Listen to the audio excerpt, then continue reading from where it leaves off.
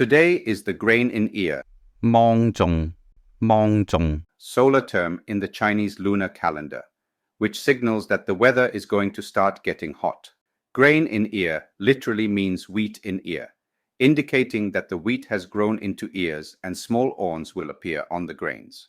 This solar term is called grain in ear because of this phenomenon.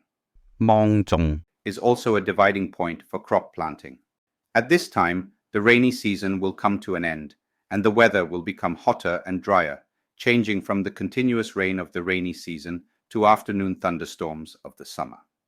The survival rate and growth rate of most crops that are not suitable for summer planting will decrease relatively. There is a saying in agriculture, a thunderstorm during the grain in ear is a good omen, and rain during the dragon boat indicates a bountiful harvest.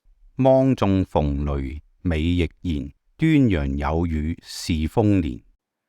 This means that a heavy thunderstorm during the hot grain in ear, the season is a good sign for a bumper crop.